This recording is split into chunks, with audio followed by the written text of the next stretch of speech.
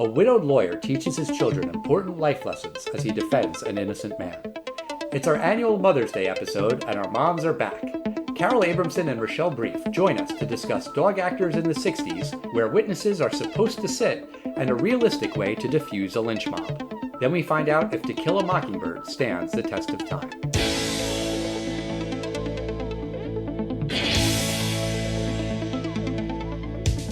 Test of time, James and Alan have their say. Do the movies you love still hold up today?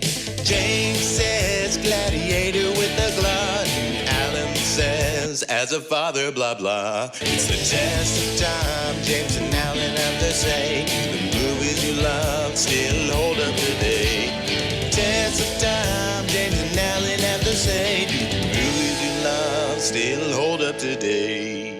Hello, everyone, and welcome to a very special Mother's Day episode of The Test of Time. I'm James Brief, and joined with me, as always, is Alan Noah. And Alan, we got some special guests here tonight. And you'll never guess who our special guests are for the Mother's Day episode. It's not really that much of a surprise, but I'm here with my mom, Carole Abramson. Hi, everybody. And you're there with your mom, Rochelle Brief. Here I am for the third annual Mother's Day event. Yes. Yeah, I mean, it's become a tradition. It's something I look forward to. I think you do too, right, Mom? I do, yeah. Oh, okay, great. I hope you two do as well. Very much. Oh, yeah. All right, so our usual tradition, I guess, is to tell the story of how we came to this movie. And I feel like it's not really that much of a story, at least for you, Mom, because when you threw that out there on the email back and forth of, oh, how about To Kill a Mockingbird, I was not surprised because I know that you love this movie. I do. And where does that love come from? I think I'm all partial to stories about fathers and families. And I just loved Gregory Peck in this movie as Atticus. Okay. And Rochelle, you were good for To Kill a Mockingbird. Is this a movie that you'd seen a lot when you were younger as well? Yeah, actually, I read the book in high school. I think the book came out in 1960, something like that. And I was in high school in the middle 60s, so it was one of the books that was on the hot bestseller list. I loved it. Everybody read it in high school, and it was the talk of the town. When the movie came out, I can't think of a single negative thing anyone said about it. It was spectacular, and now I think it's a classic. I didn't realize that there was such a close window between the publication and the movie until looking into this film. And, you know, that's rare that you see something enter the zeitgeist so quickly that's that obvious. I remember when we were kids, Jurassic Park, everyone was reading it, and then they announced Steven Spielberg's making the film, and you see this once in a while, Harry Potter. And that's interesting that this resonated so much with the population. Do you guys remember, was the book like a sensation, or did the movie make the book a sensation? Or was it kind of a Twilight situation where the book was a sensation, the movie is a sensation? How does this compare to Twilight, Mom? Well, I don't know anything about Twilight. I can't compare. I think the book was popular on its own before the movie, don't you? Actually, it won the Pulitzer Prize. So Yeah. Right. Yeah, won the Pulitzer So Prize. it was pretty famous. What I can compare it to is like 10 years later when Godfather came out, when the book came out. Right. Everybody read that, and then the movie, just went crazy. The whole country went crazy over the movie. And the book was originally published on July 11th, 1960, and this film came out on December 25th, 1962. So, just think about the just making the film and writing the screenplay and just all the pre-production. And Harper Lee was not like a well-known famous author. She really came out of nowhere and then famously never published another book until right before she died. Oh, no, that came out after she died, didn't it? No, it was right before. It was very close to... Because I know she didn't want to. Well, there's different accounts of what happened with it, and I was listening to a podcast earlier where her friend was saying that she was okay with it and she did sign off on it. And the reports of her being taken advantage of aren't really true, but also she was very old and she hadn't read it in decades. And maybe if she had read it, maybe she would have said differently. But yeah, and it's kind of just like a first draft of To Kill a Mockingbird. It's not really a separate story. Yeah, it is. It is? It was a separate story. Did you read it, Rochelle? The follow-up, you mean? Go Set a Watchman. I did not read it. I didn't love it. Oh, okay. I was so disappointed in it. Yeah, I think a lot of people were. Yeah. But while we were kicking around ideas for this episode, there was beaches. Terms of endearment was floated as a strong possibility. And James, you weren't into it. Well, first of all, I know that these are like major tear fests, and like, do I want to voluntarily watch this? I mean, the podcast is fun. I don't want to, have a chore like that. And then secondly, I'm like, why are we picking films about mothers dying on Mother's Day? I think that's the major deaths in both of those films. I don't think I've ever seen Terms of Endearment, but I think that's who dies. I'm pretty sure that's who dies in Beaches, but I don't remember anything about To Kill a Mockingbird. All I remembered was that there was Scout, a daughter, and the dad, and it was some kind of falsely accused trial. But I was watching this film and I'm like, great, it's a widower, and he's going to talk all about the dead mother and how much he misses him. Oh, this is so expendable. Yeah, I mean, next year we'll do one of these, like, coming home to Mother's Day cross-country trips or something, something like that. I was kind of thinking that too. Yeah, I mean, like, of the movies we've done for Mother's Day, we haven't done a movie that's really about a mom, motherhood. Babe, I guess there was a little bit of, Babe missed his mom. I think you could make the argument that the dead wife/mother in this movie is a presence, or maybe her absence is very strongly felt. But the mother figure in this movie is Cal. Right. And you kind of said earlier, you like movies and stories about a father, and that is This would have been a great Father's Day movie. Sure. I think that's what people think about when they think of To Kill a Mockingbird. They think of Atticus Finch and this serious, very impressive, wise, fatherly figure. But, it's Mother's Day and you picked it, so that's good enough. That's all that really matters, right? Why don't we give our listeners a reminder of the movie just in case they don't remember what it's about. To Kill a Mockingbird centers around the Finch family. There's widowed lawyer Atticus and his children, Scout and Jem. The story is told from Scout's perspective, and it takes place in Alabama in the early 1930s. Scout and Jem befriend a boy named Dill, and the trio become fascinated with a reclusive neighbor, Boo Radley. Meanwhile, Atticus agrees to defend Tom Robinson, a black man falsely accused of raping a white woman, Mayella Ewell. At trial, Atticus clearly shows that Tom is innocent and that Mayella was very likely beaten by her father, Robert. Nevertheless, Tom is found guilty and is then shot when trying to escape police custody. Robert feels humiliated by the trial, and he later attacks Scout and Jem. Fortunately, the children are saved by Boo Radley, who has been looking out for them. So I don't need to ask you if this was a hit, James, because I know that just like the book, when it was released, was a smash hit, so was this movie when it came out 2 years later in 1962, right? Oh, yeah. The film had a $2 million budget and made or 6 times its budget, $13 million domestically. It's made tons of money. And this is one of those books that, Al, I assume you read this in high school like I did. Yeah, definitely. I mean, kids today are still reading it, and you will still hear To Kill a Mockingbird is being banned, and it makes people uncomfortable. And this is a film that is still relevant. I guess, unfortunately, still relevant. It was nominated for a ton of Oscars. It's beloved today, and it's in the AFI top films. And I don't think there could be a better star than Gregory Peck. No. He was just so perfect for that role. He's respected, he's humble, and he's the best father. He still today, I think, is a role model for anyone. Anyone who sees that picture sees him as a role model. Yeah. I didn't want to see it when it was on Broadway because I thought he did such a good job with it. But I understand Jeff Daniels was fabulous, too. Right. That was right before COVID, I think, right? Yes. And Gregory Peck, off the top of my head, I can't think of another movie he was in, another role he played, and part of that is Your age. Exactly, yeah, the generational gap there. But he is very closely associated with this role. People said that he never played a character that was more like him than Atticus Finch. Like, this really was close to his personality, and it did apparently really affect his life. He became very good friends with a lot of the actors. He was close with the young woman who played Scout.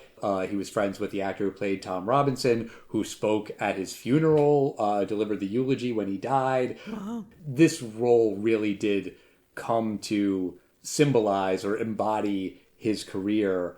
Really, the only other thing I know about Gregory Peck is Brownsville Girl, the Bob Dylan song. You don't know that one?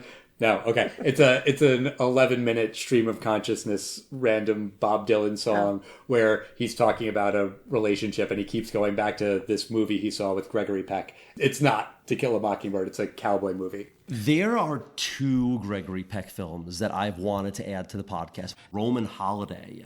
Oh, I love that movie. It's a fabulous movie. With Audrey Hepburn? Yes. Yes, I have seen that. Very romantic, right. The other one is, this is a film that I vaguely remembered from my childhood, and it's been remade before. He was the star of The Omen. With Lee Remick, right? I think Lee Remick. Sure. I have no idea. I'm going to say yes. Definitely, Mom. You're right. I think so. I could look it up, but why bother? You're right. All right, so Rochelle, you said you read the book. In high school. Okay, and then did you see the movie like when it first came out, or was it later? Do you remember? I saw it in the 60s, probably when it first came out, and it stayed with me. It really did. I'm not good at remembering movies, but Atticus was very memorable. And I don't remember anyone else. I don't think there were any other big names in there except for Robert Duvall, who, as you know, that was his initial role. That was the first role he ever played. And interestingly enough, he did not say a single word. Right. But that started his career. But everybody remembers Atticus. Sure. Mom, did you see the movie when it first came out? Yeah, I don't really remember when I read the book. I know I went to see the movie with my parents. Okay. So I might have read the book after. I really don't remember, but I know I did maybe about 15 years ago. I re-listened to it, and I was struck by how similar the book was to the movie. The movie kept very close to the book. See, it's funny you say that because I was doing a little bit of reading today about some of the differences, and I guess in the book, Atticus's brother and sister are in it or something. I mean, I don't know. I read that on Wikipedia. I don't know. I don't remember anything about the book. I really didn't remember much about this movie. I think in my head, I thought that it was all about the case and, about defending Tom Robinson. And I was kind of surprised that is a part of this movie, a very important part, a memorable part for sure, but that's not the whole movie. No. I mean, it's Absolutely. maybe a quarter of it. Approximating here, but like it's about an hour with the kids, and then there's the half-hour courtroom scene, and then the half-hour epilogue, give or take. So it's really not just all in that courtroom. Right. I completely agree with you. I forgot a ton of this film. I thought that Boo Radley, I vaguely remember that name. I thought that Boo Radley was either the name of the black man or the name of the racist guy. I thought he was like a really important part of the trial. I thought this was going to be a lot like that film we reviewed, A Time to Kill, which was basically a racist event in the South and all about this trial. And I thought that his big impassioned speech was going to be the climax of the film. And no, it really isn't. Well, when they show you scenes of it, that's what they show you. They show you the trial. Exactly. Right. The fame, it's one of these films that you almost forget there's an entire other act to the film. Well, let's talk about that a little bit, because I feel like on the podcast, we have watched a lot of movies where I kind of wag my finger and say, I don't like this because this is a white savior story. And this movie definitely has some of those elements. because, it's a white man defending a black man. And it's confronting race head on. Clearly, the people in this town are racist. Tom Robinson is found guilty when he's very, very clearly innocent. So I guess my point is the white savior stuff is there. It's in this movie. But I think it didn't bother me as much as it has with some other movies, just because that's not what the movie is about. It's really about mostly Scout, I guess to a lesser extent Jem and Dill, but it's about coming of age, it's about growing up, it's about losing your innocence. And part of that is seeing that the world isn't perfect, and there is racism, and there is injustice, and there is all of this terrible stuff that parents want to shield their kids from, but eventually they're going to see it. But this was the era where the big turmoil in the country was about segregation and desegregation. And I don't know if you remember this name, George Wallace. He was a governor of Georgia who was a flagrant racist, and his wife, Lurleen, they were staunch segregationists. And, this is the time when the country was very innocent, was just after the 50s, the Eisenhower times, before the assassinations of Kennedy and RFK, and it was the beginning of the civil rights movement. All we talked about was segregation, and you can even see that this movie's like a time capsule. The jury was all white. The blacks were all segregated in the balcony. And you heard about blacks on buses having to go to the back of the bus, and Rosa Parks. This is all that we talked about in those days. There really wasn't much going on in the country that was as controversial as civil rights. And it was the beginning of civil rights. And speaking of Rosa Parks and Montgomery, George Wallace, he's not from Georgia, he's from Alabama. And I know that because of Al's favorite movie, Forrest Gump. That is not my favorite movie. I know, I'm joking. Al does not like Forrest Gump. He's from Alabama? But he's from Alabama. And there's a point in the film when he's like, I remember when Wallace was shot. Let me ask you about the dog scene. What I'm talking about is the kids are at home, and there's a dog down the street. Cal, the black woman who is there helping with the kids, she calls Atticus. Atticus comes, and he's apparently a very good shot, and he kills the dog. How did you interpret that scene in terms of like the big picture context of the movie? Well, immediately it was that he became cool in Jem's eyes because he had this fabulous talent that he could shoot. He was a great shot. And he was very humble about it.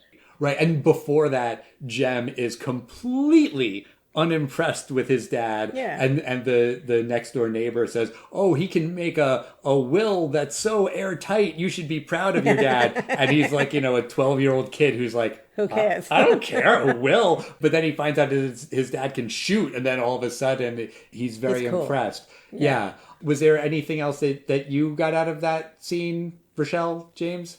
Well, I think everyone in the South probably had a shotgun, or it was a common object that the people had in homes. And Atticus was very controlled.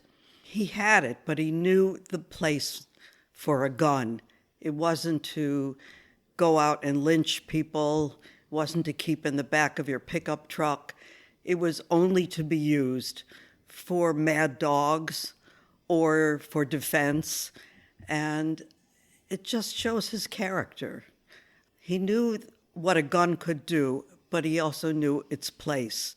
I interpreted that scene kind of in the way that you were saying, Rochelle, where there's a big theme of this movie, which is you don't kill a mockingbird. Why? Because it's a sin. You never hurt anything that doesn't want to hurt you.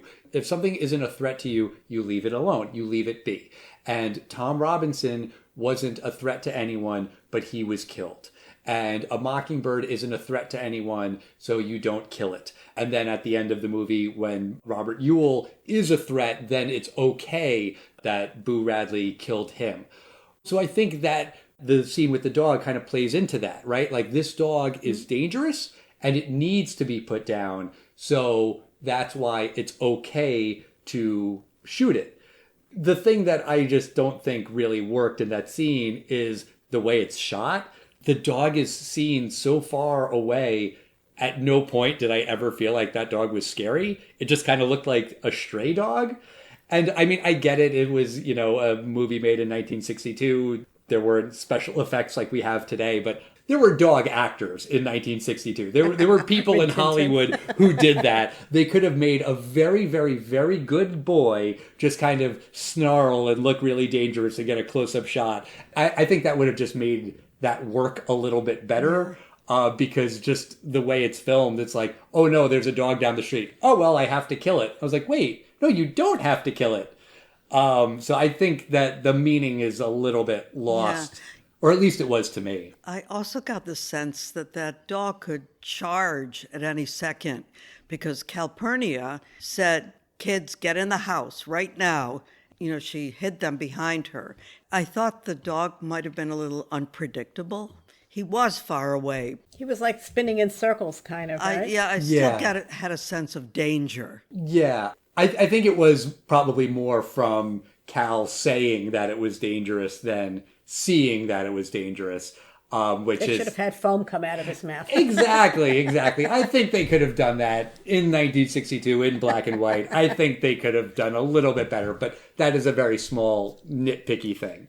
And also just kind of going back to what you were saying, Mom, about Jem and the gun and everything, it kind of leapt out to me as a father of a teenage boy, when they have the other boy over for dinner, the boy who's starving, who is like ravenous. He says that he's eating skunks and rabbits and he hasn't had real food to eat. And then he says that he has a gun. And then Jem is instantly jealous of that kid. Like, you are so much better off than this kid, but he has a gun. Right. So he's jealous. And that definitely made me think of my son Eli. He'd be embarrassed if he knew I was saying this, but that there's always something to be jealous of. It can be something silly, something small, but there's always going to be that one other thing that you don't have that you wish you had. And Dad, you're so mean. How come you don't let me have a gun?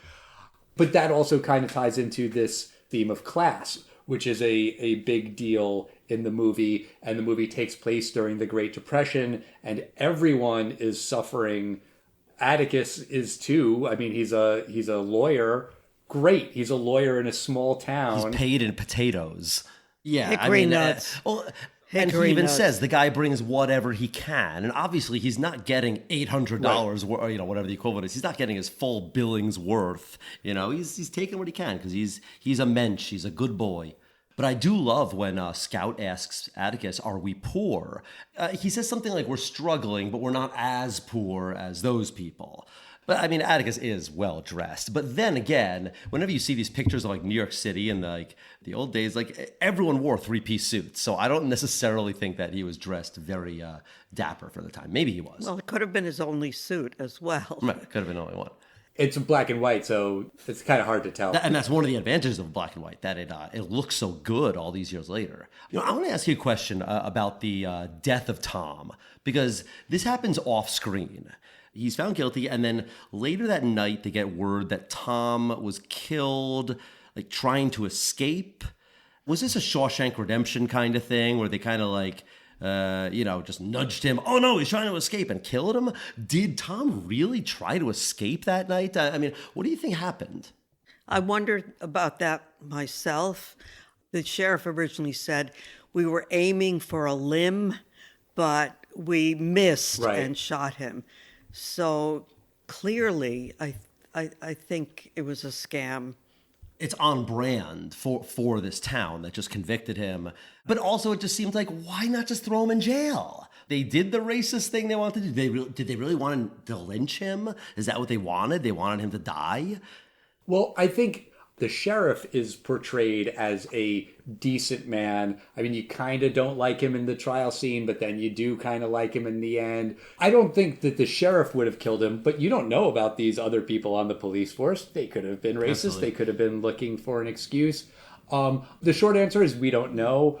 I think that it's meant to kind of show the crushing disappointment of reality sometimes, where Atticus is like, on appeal, he would have won. Of course he lost here in this tiny little town, but if we had appealed, he would have been fine. That's why I told him not to lose hope. But it's 1933. He's a black man. He's convicted of rape. He feels hopeless.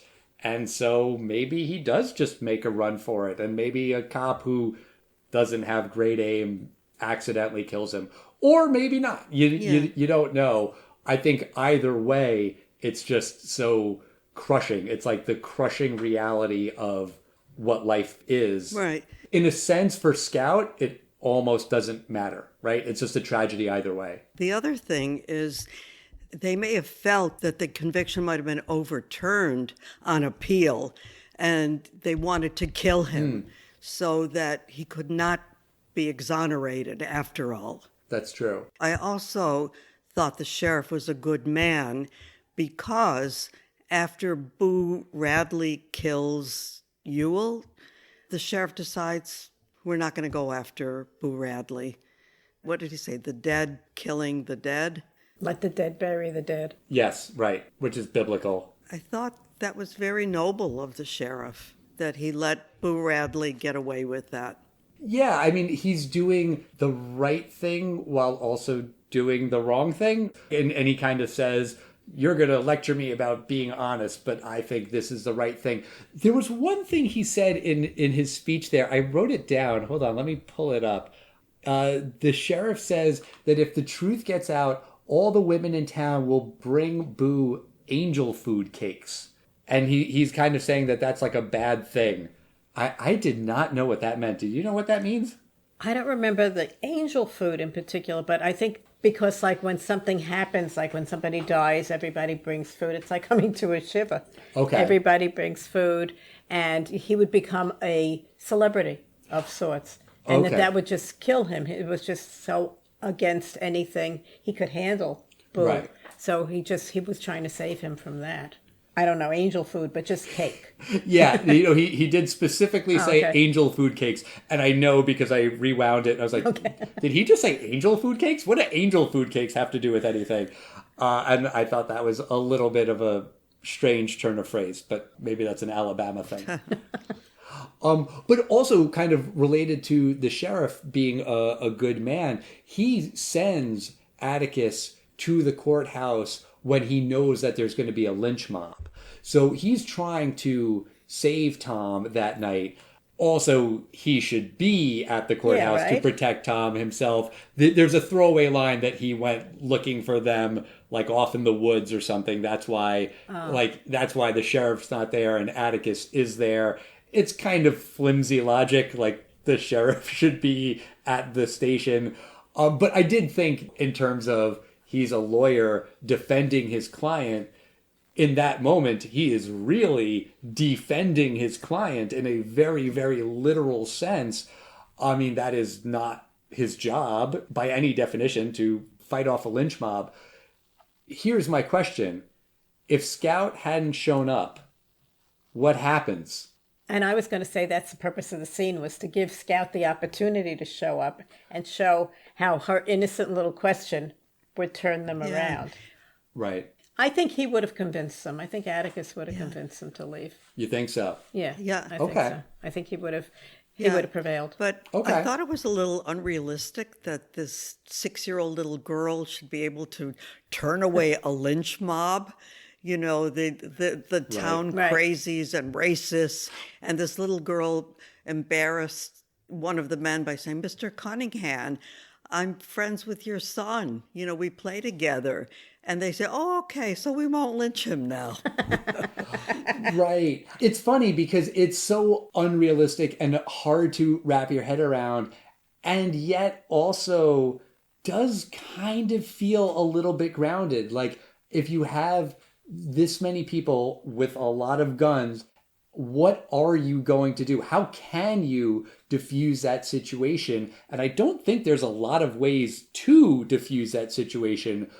But I think really kind of calling someone out and individualizing a person in that group as a person, as an individual, not just a faceless part of the mob. You see it on that actor's face. I think he does a really good job in that scene where you can really see a lot as his expression changes of just the humiliation that he feels, where he's like, okay, you know what, I can't do this. And then as soon as that happens with one guy in the mob, then the mob isn't a mob anymore. Now it's just a bunch of people. So I agree with you, Rochelle. I think it is unrealistic, but also it feels believable enough. It's a contradiction. This guy probably deep down is not a racist. He's been caught up in all this stuff. And then for a moment of clarity, he's like, what an asshole I'm being. Like, is it realistic that he calls down a lynch mob?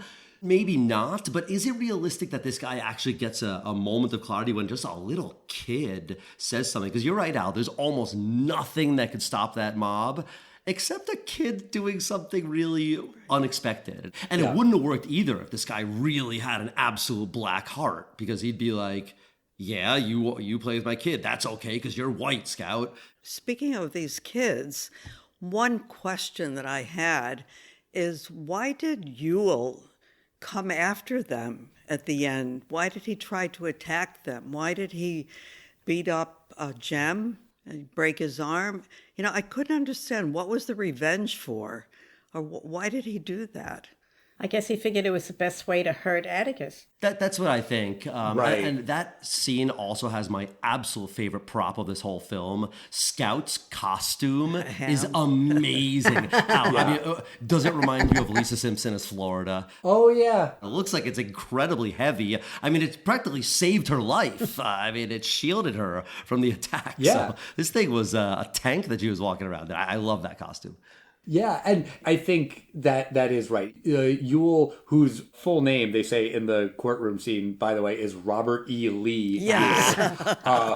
But he's embarrassed. Atticus embarrasses him because to anyone who's there and is paying attention, they now know that he is a drunk who beats his daughter.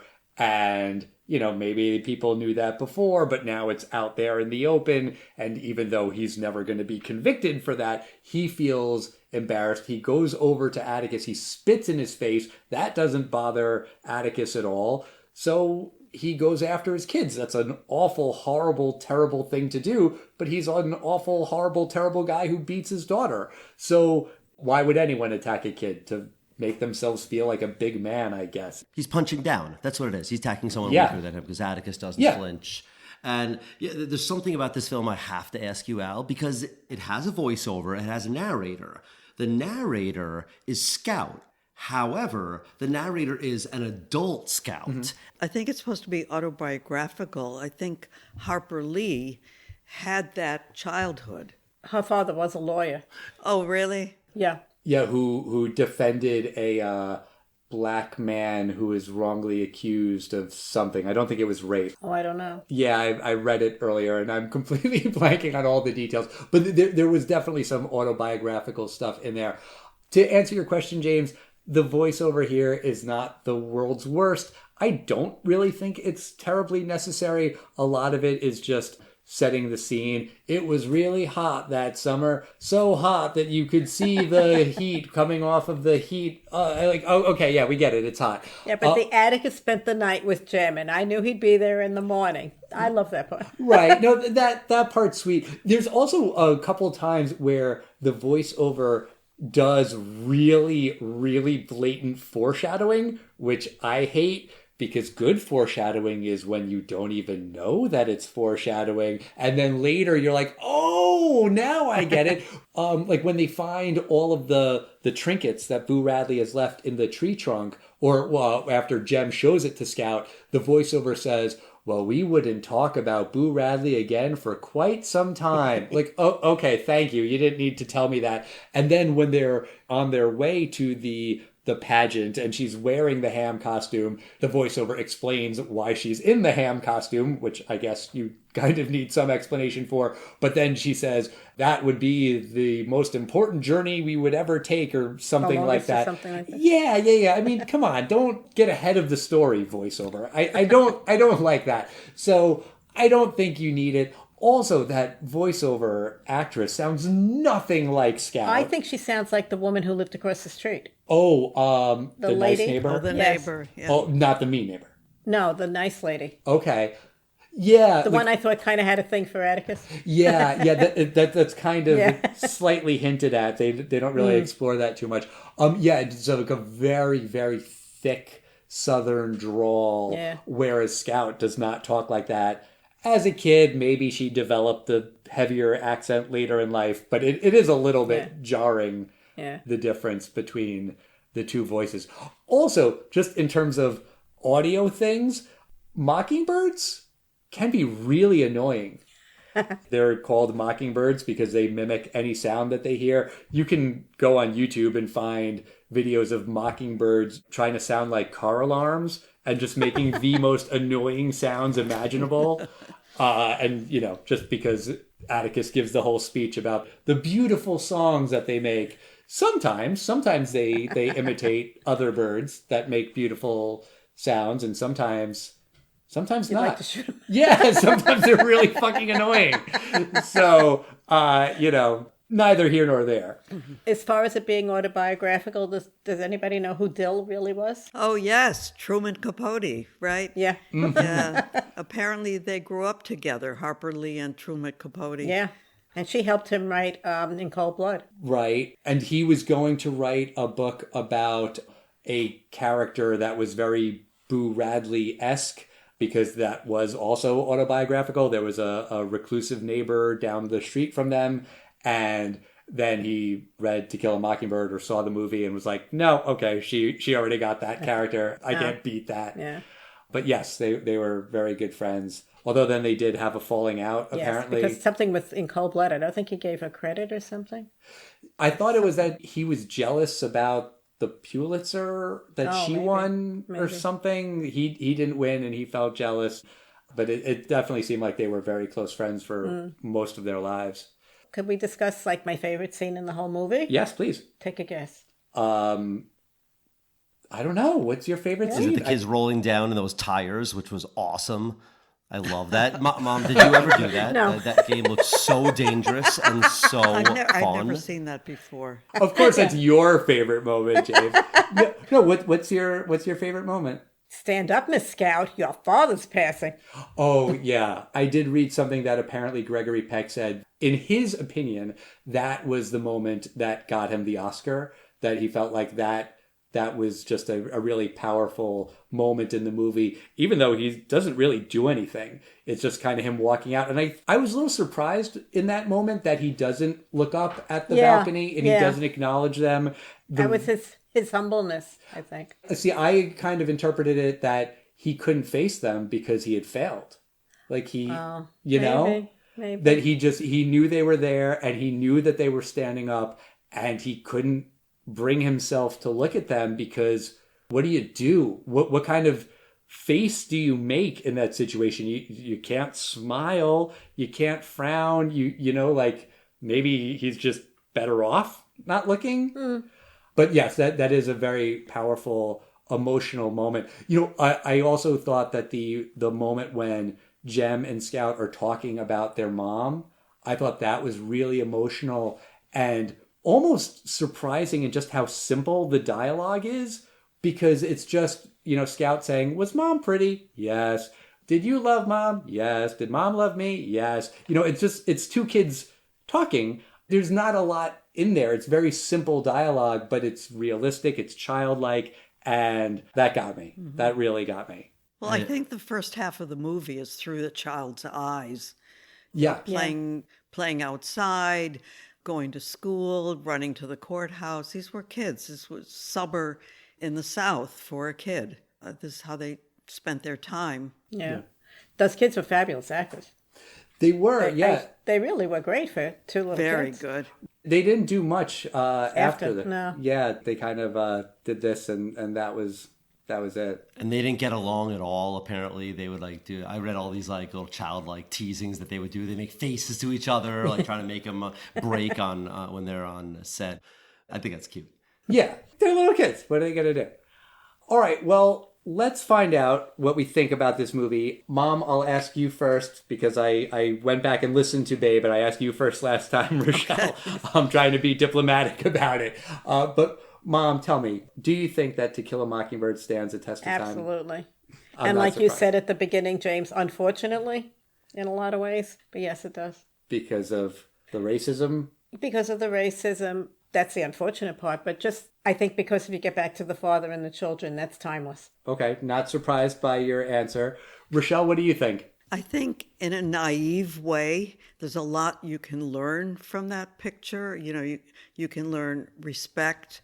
I mean, look at the respect that the town had for Atticus. Even the black families respected him. The kids respected their adults. Yes, ma'am. No, ma'am. Yes, sir. They all spoke so politely. They had good manners. But I think Atticus is really a role model that's classic. It stands the test of time. James, what do you think? Does the movie stand the test of time? I mentioned earlier that I totally forgot about entire parts of this film. I remembered Atticus, and of course I remembered Scout. I had zero recollection of this character, Jem. And I have to say, I don't think there's a real point to him existing. I mean, I guess you have to find some other way that, you know, someone else to be attacked while Scout's being attacked at the end, but he doesn't add much to it. But this film is an absolute classic.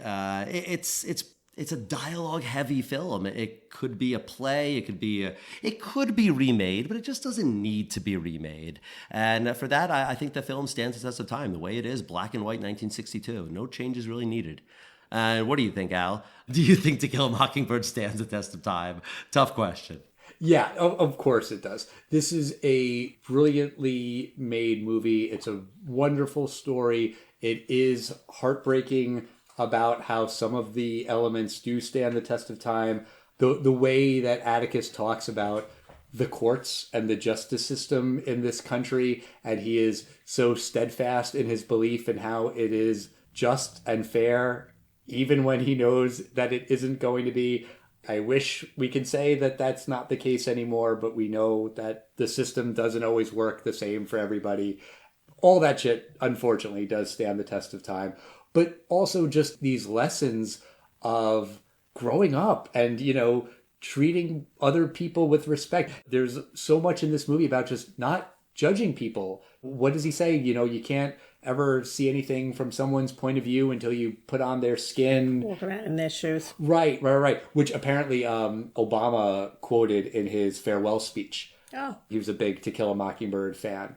And apparently a lot of lawyers and politicians are big fans of Atticus Finch. That's apparently a thing.